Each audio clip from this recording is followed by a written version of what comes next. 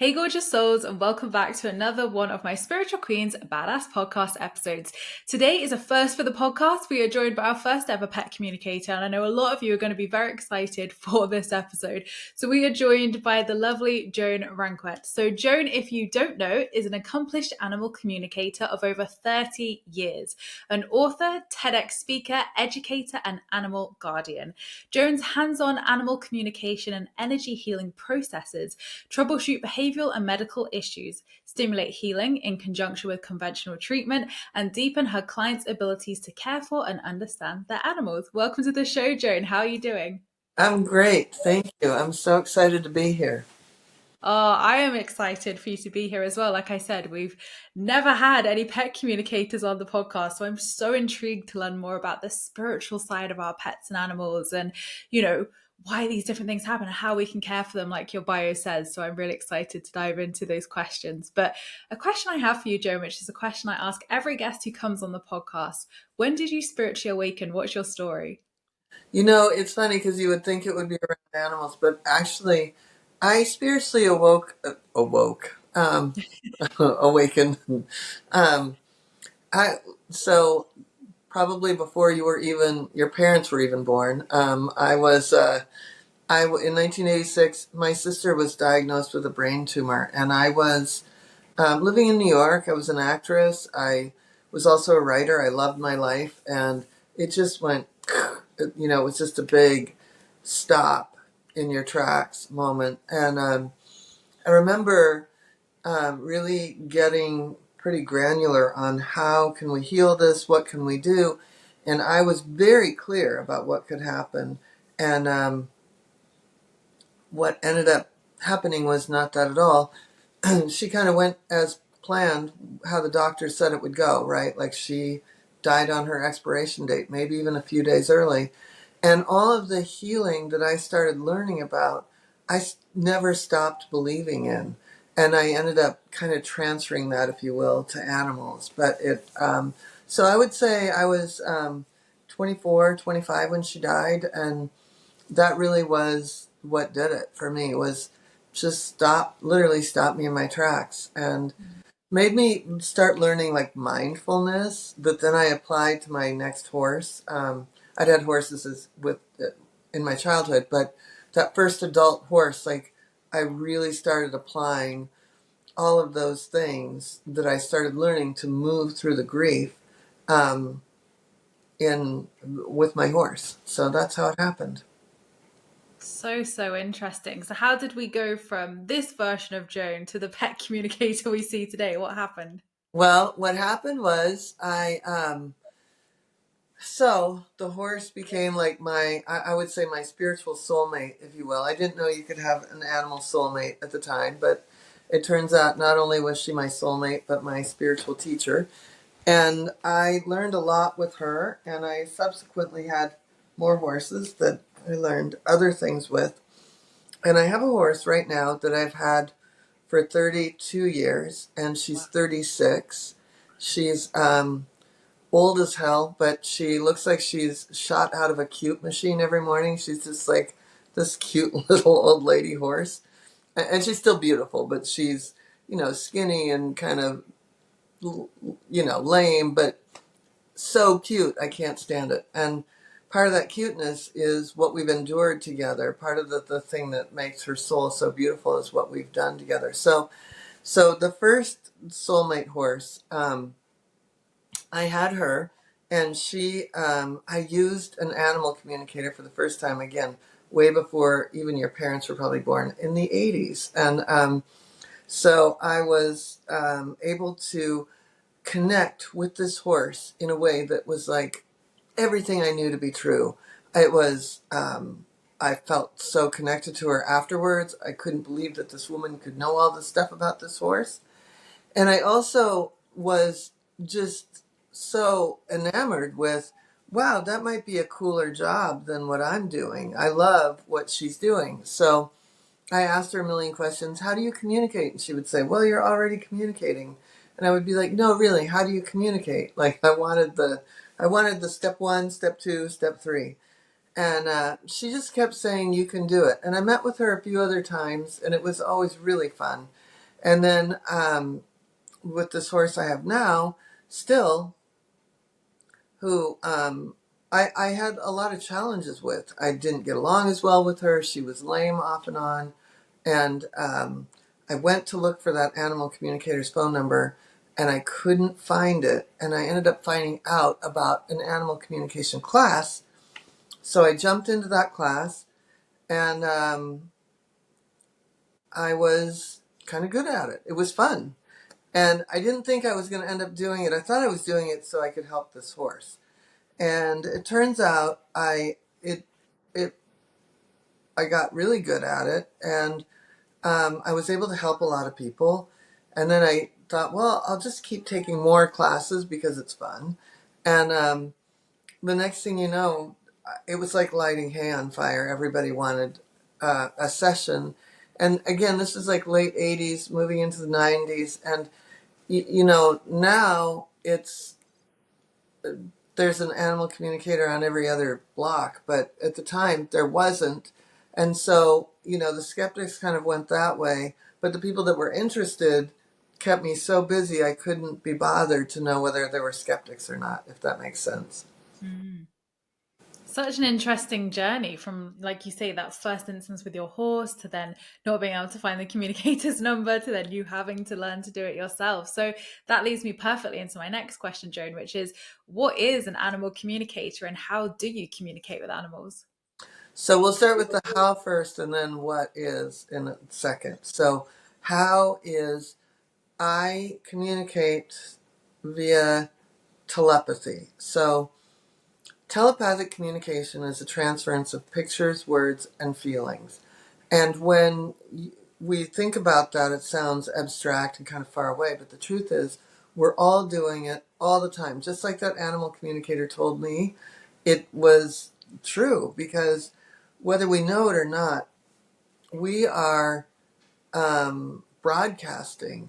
Like our animals are looking to us every single day for a sign that everything's safe, to know what we're doing, to know how we're feeling, to know how to be based on how we are. And so they're used to, if you look at wild horses or a pack of wolves or coyotes or, a pride of lions, they're all connected with each other. And if, they all know what's going on. Now, they can individually be doing their own thing, but it doesn't take much to like bring them back into like, uh-oh, what's going on? What are we doing? Right? So our household is a lot like that also. So right now my cat's meowing and he's making, he might get louder, just FYI. But so we have our animals, we're walking around and doing our thing, and our animals might be busy over here, but the minute we have that thought of like, maybe we should go for a walk, the dog is right there, right? It could be that you're actually picking up on what the dog is thinking, and it finally penetrated. So we're always kind of in concert, if you will. Many people have experienced hearing words. Many people have experienced kind of knowing what is going on with an animal. A lot of people can see pictures, and so they've accidentally understood, like, oh, this dog is that hit by a car many years ago. Or the other thing that almost everybody has experienced is feeling like walking into a room and knowing a dog is sad, or that, like, you know what I mean? Like, we know, we've all experienced that. So that's telepathy at its very core. And then when we look at what is an animal communicator, so what I do is what I've done for years and years. Now I primarily teach, although I do twice a month, I do sessions still. And so somebody will set an appointment. They'll send me a picture of their animal, and I will connect telepathically with the animal at the given appointment, get the information. Then I tell the person what's going on, and then they can ask questions. So it's a great way to really deepen the connection, to understand maybe if a behavior came out of the blue, to understand how an animal is feeling after a surgery or end of life, to know, why these two animals aren't getting along, all, you name it. It's very powerful.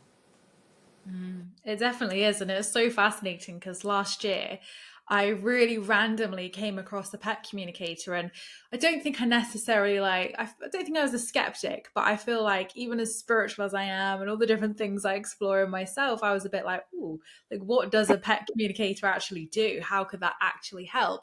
So Luna was experiencing anxiety. So I called her up and booked an appointment, and she came over to the house. And Luna was like a total different dog in her presence. Like, I wish my partner had seen it because she's going along being a happy, playful little, like, hype little self. And then as soon as the pet communicator came in, it's like she knew why she was there. Like, she knew that she had to communicate with this lady. And it was the most bizarre experience I've ever been through, but so insightful and so useful. Yeah. And Luna was telling her, like, she wanted more of her supplement, and what food she liked and what she needed more of. And it was just so wild seeing Luna like obsess over a supplement until the woman like spoke to her, or she even sniffed out her own flower essences to work with. I mean, it was incredible. And I just think if anybody wants to have answers with their pet, like, try it out, because there's so much goodness you can get from a pet communicator that maybe not the conventional vet would be able to communicate to you. So yeah, I loved that session. I would definitely do them again. And it was just so fascinating to see how Luna interacted with them as well. Well, and a lot of conventional vets use people like me because they can't get to the bottom of an illness, or, you know, they just want to know. But one of the things that I think about animal communication at its core, and why Luna behaved that way, is when we feel heard, that's the most healing thing that can happen. And then all of a sudden, we're living in possibility again. And so that is, now my dogs and cats are going to chase each other. The minute I said we're living in possibility, my dog was like, yeah, I can chase the cat. But anyway, but it's true. It's like being heard is just about the most healing thing there is. Absolutely, absolutely. And you think when we feel heard as a human, that sense of relief we feel, and we're like, like someone understands, someone can listen. So it makes total sense that our animals would feel like that, because they probably do try to communicate. And a lot of the time we're like, we don't understand, or we're kind of switched off to it maybe. So yeah, that makes total sense. So moving on to the kind of like anxious behaviors and the kind of problems that your clients would kind of come to you with, how can we tell if our pet is anxious or distressed? What are the signs? Mostly the signs are like maybe a change in behavior, maybe there's more lethargy, or the opposite, that they're kind of driven to do things like licking or digging or chewing or shredding. Um, Other signs would be maybe panting in the corner, just really not being themselves. Yeah, and you can tell because I feel like when Luna's anxiety started, like, she would start to do different behaviors, and then behavioral things would come out. And there's always this one thing that she does, which no behavioral therapist or pet communicator has been able to get to the bottom of, is she always does this one behavior. And I know it's anxiety based, and it seems to be around me, not my partner, because she lived with me the most at that stage in her life. And it's always when I go outside to the bins of all places and I walk to the back gate, and I might put something in the bin, or I might go out the back gate and come back in, not even leave her just for a few seconds, and she'll bite my feet. And it's something that has not been able to go at all over her 2.5 years. And that for me was like the start of that behavior. And then it would kind of reflect in her walks, when she would interact with other dogs. So for me, I tried the behavioral side of things, and there were some really good tips and tricks they taught us. But actually, the pet communicator and working with the flower essences, especially, really, really helped things because she was having that physical support as well, not just behavioral. So it's really interesting how you can start to see things develop and how quickly those behaviors develop as well if you don't do something about it, and how it kind of progresses into other kind of like reactive behaviors. And that's something that as a first time dog owner, I had no knowledge of before. And nobody kind of, as many books as I read, nobody kind of gives you that kind of education of what do you do if your dog does this, and if they become anxious, what do you do about that? So that's why I love that pet communicators can really get to the root of it and get to the bottom of it. And when you've kind of identified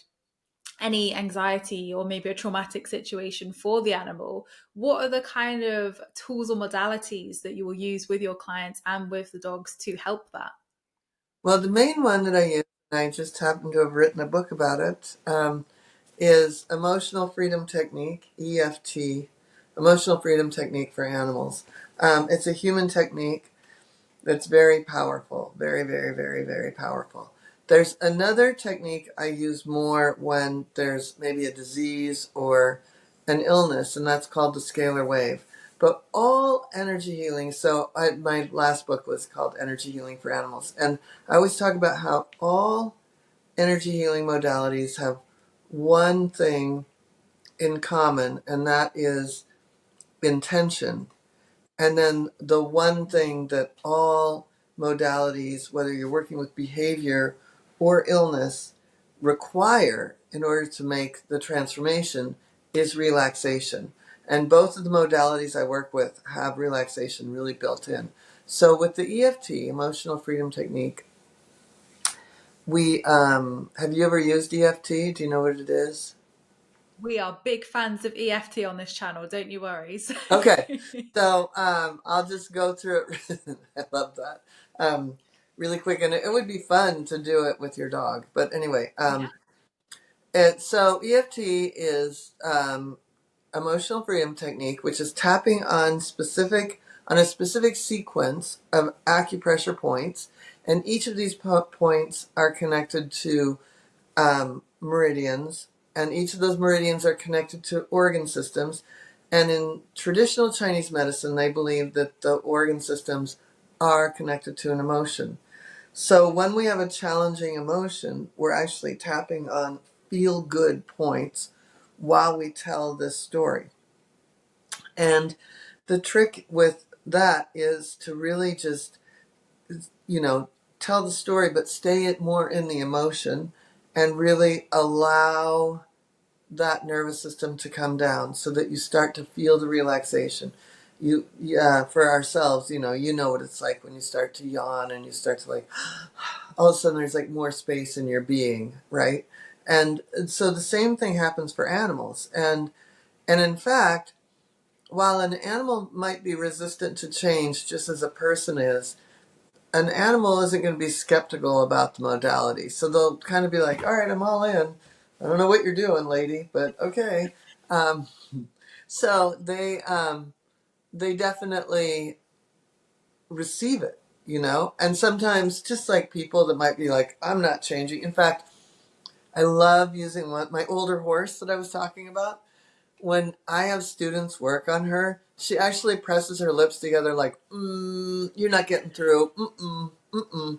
And then she turns her head and like yawns over here as if nobody can see it. And then it's like back, like, you can't change me.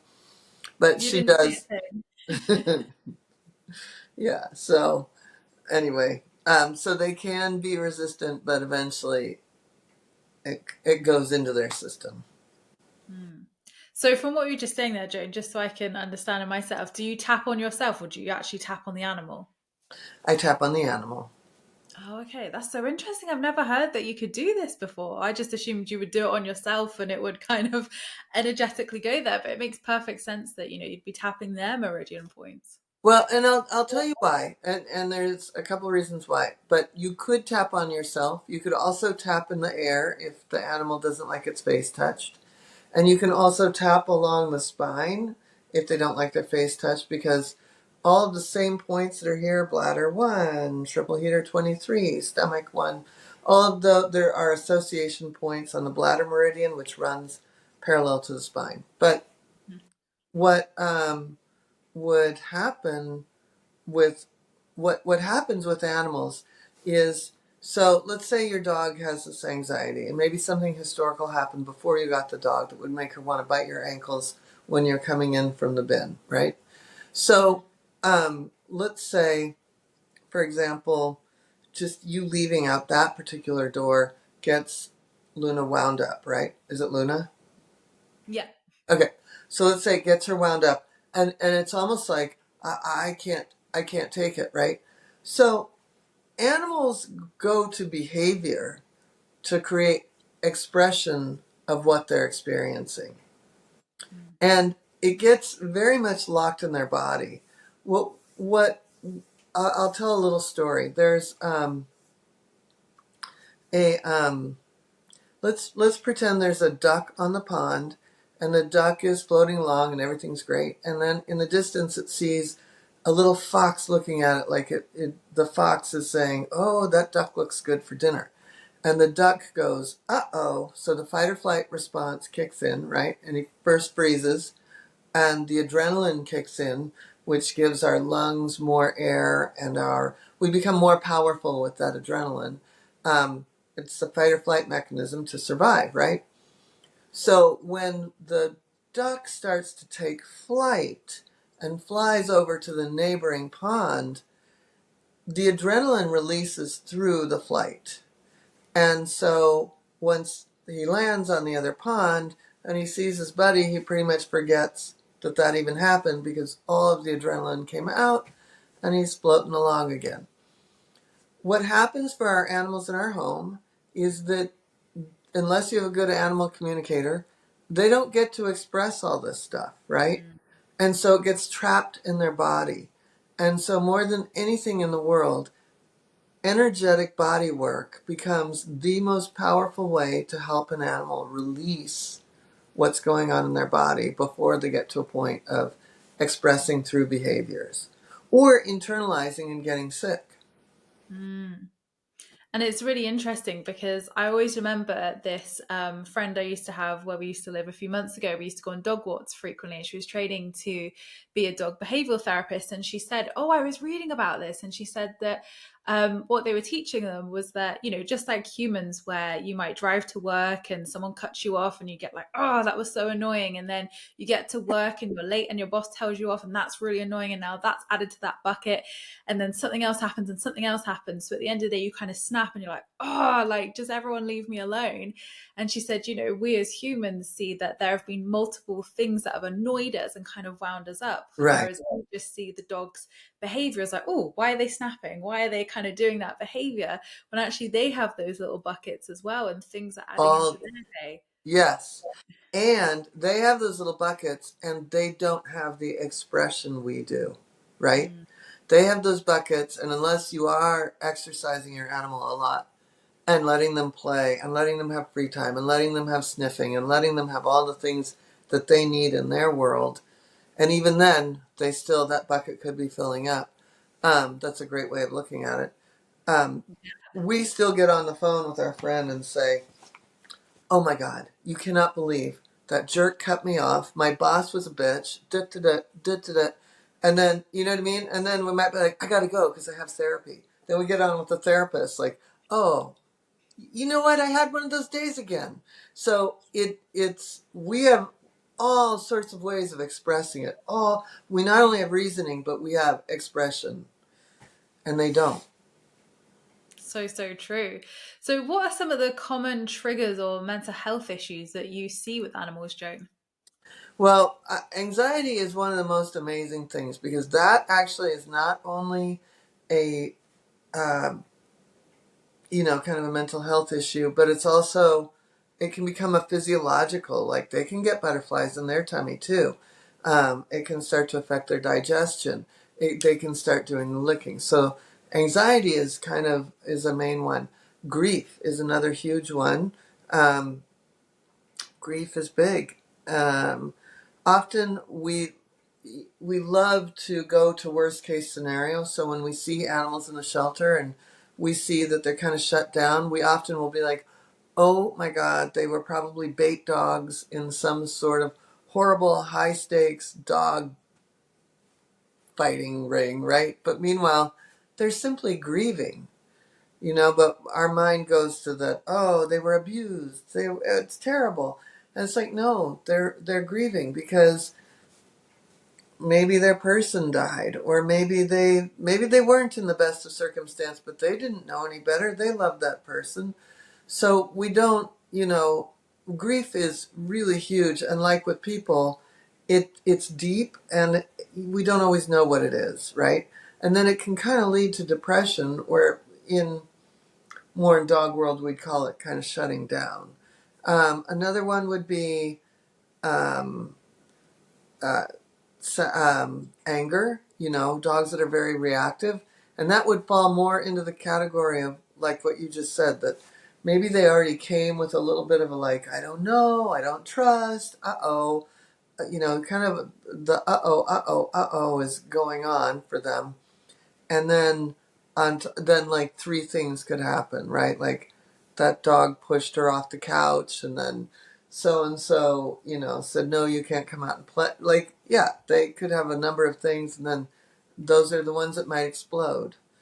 So a lot of the same things you see with people: anxiety, grief, depression, or shutting down, anger, all of those things.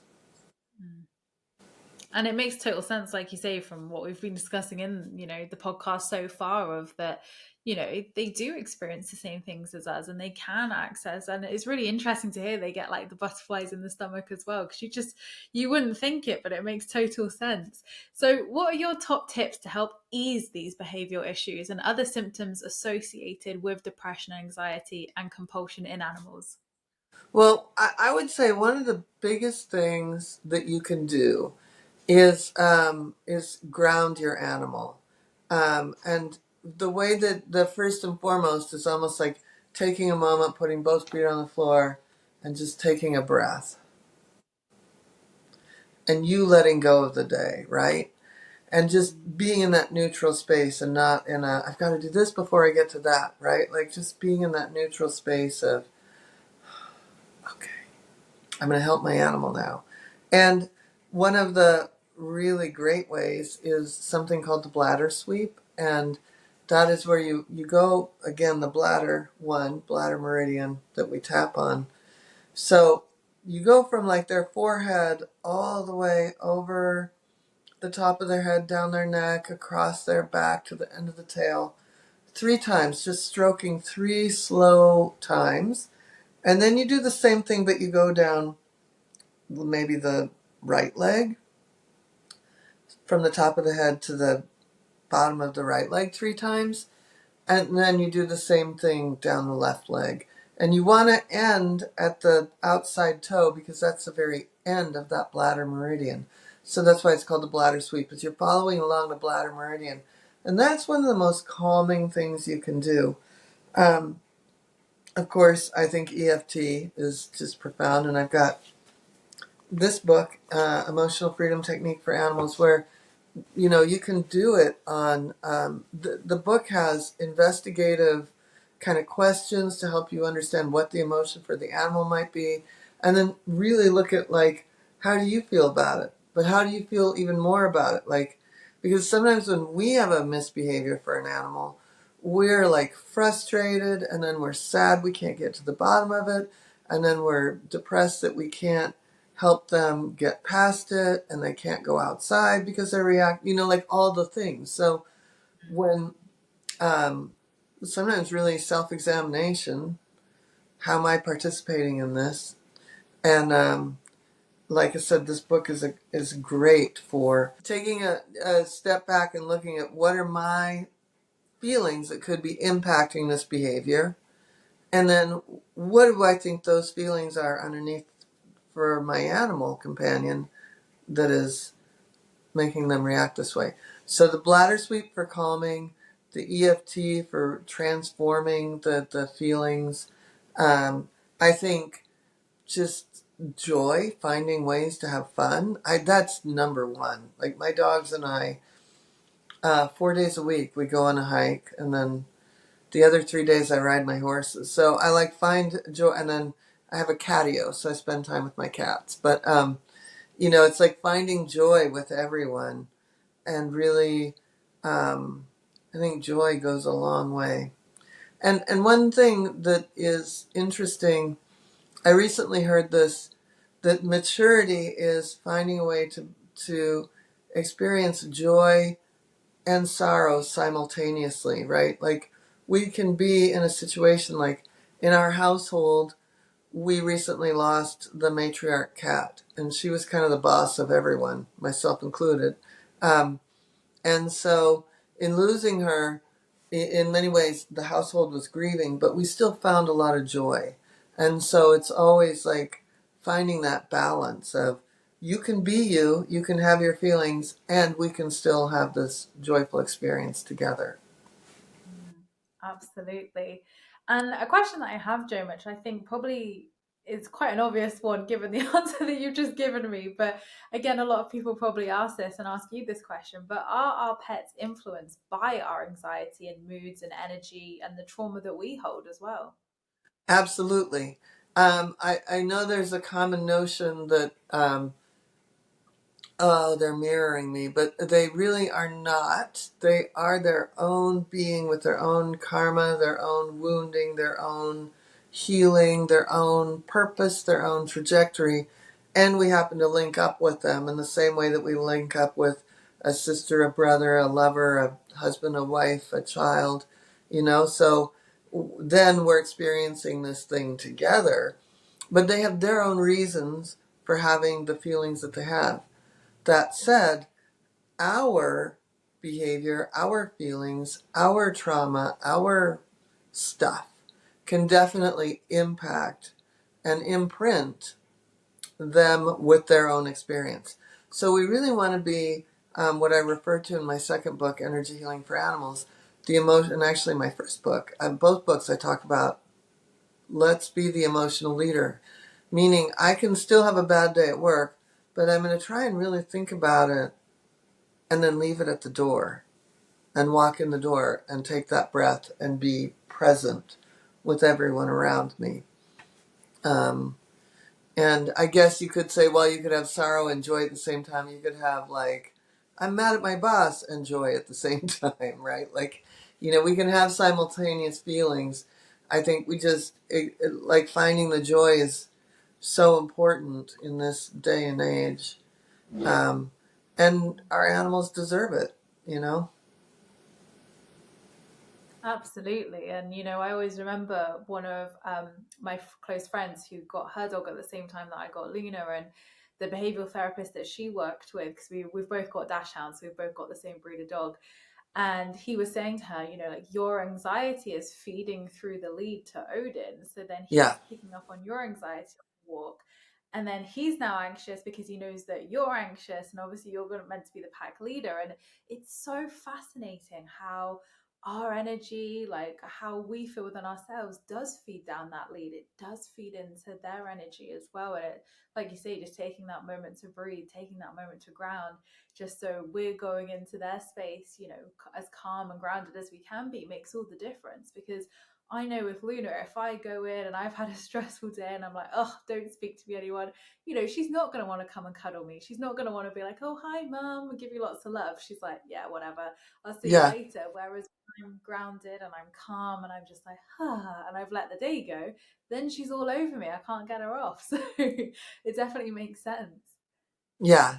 And the behaviorist that told your friend that, I always call that like the bad biofeedback infinity loop, right? Like, because they want to take care of us, they want to help us, they want to. I mean, there's some divas that we're supposed to take care of, but for the most part, animals love to take care of us, and we them, right? But when it turns into this anxiety thing, someone has to be the adult in the room and say, stop, I'm going to stop this. Let's both be grounded and move forward.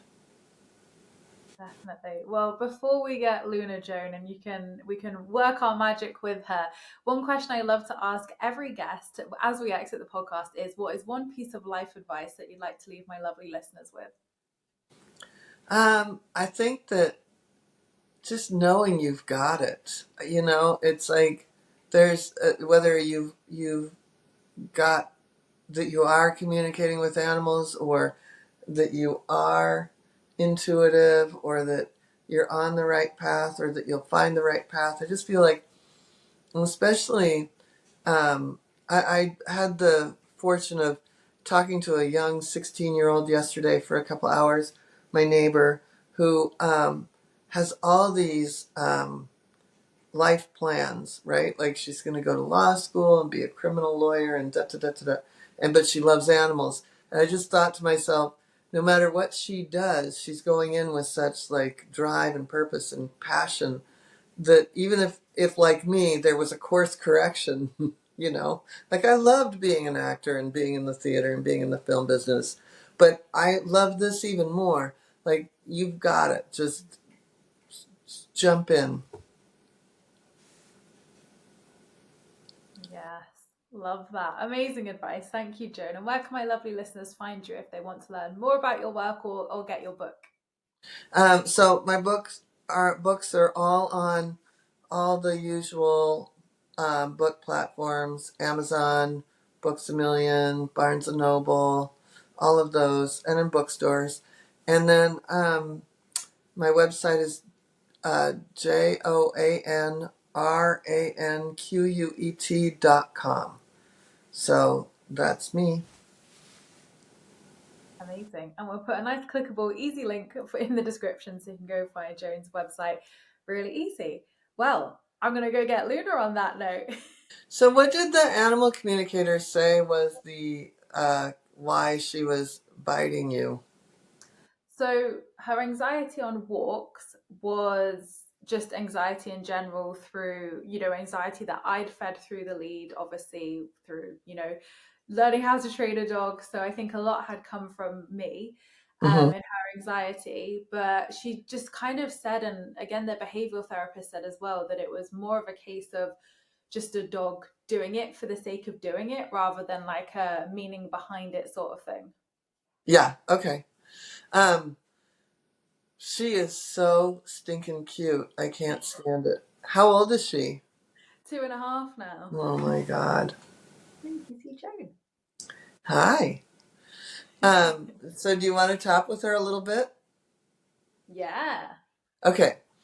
So, the one thing I do, and you'll just follow along, I don't do the setup statement when we're jumping into this situation because it becomes a challenge. So, especially right now with her being wiggly, right? We'd be like, wait, give me your paw. So, what we'll Oh, do she is sat is, okay, there we go. So I'm just going to call out the points to you, and you'll tap and repeat after me. So starting with the inside of the eye, go ahead and her tap on eye. her. Tap on her, Okay, Luna. What's this?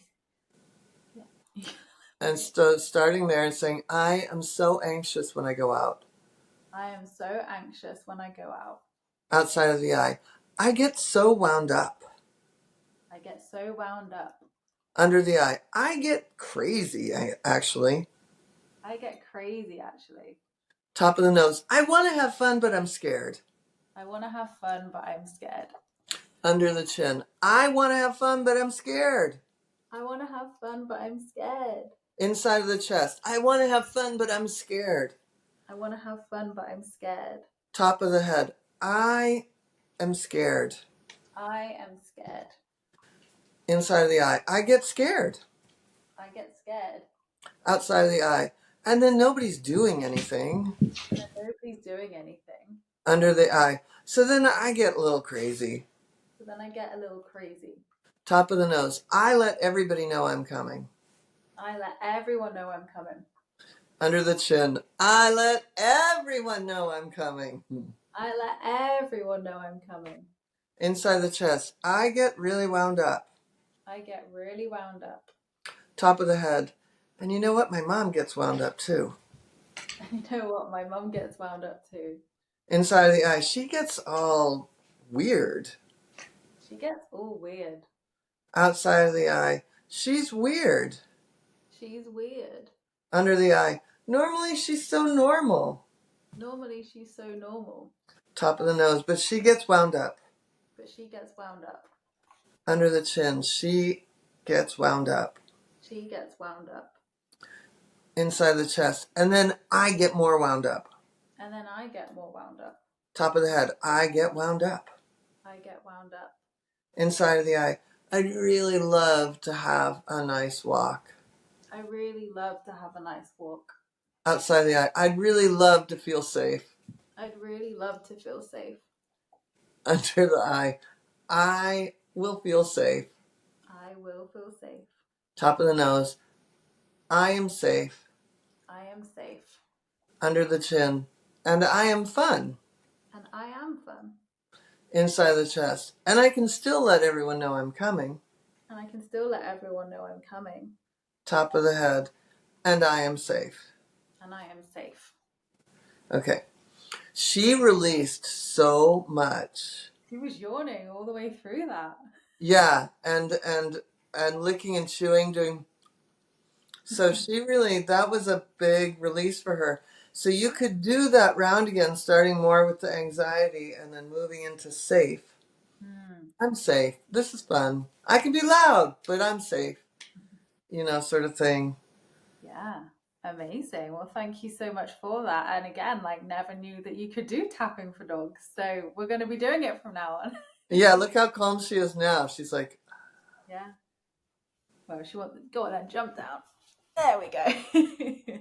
Well, thank you, Joan, for that. So interesting. And I'm sure everyone listening is going to be so fascinated by that and probably tapping away with their dogs and cats at home. I hope so. Amazing. Well, thank you so much, Joan, for today. It's honestly been such a joy speaking with you, learning from you, and I'm sure everybody here has got so much from this experience. So thank you so much. Thank you. It was really fun.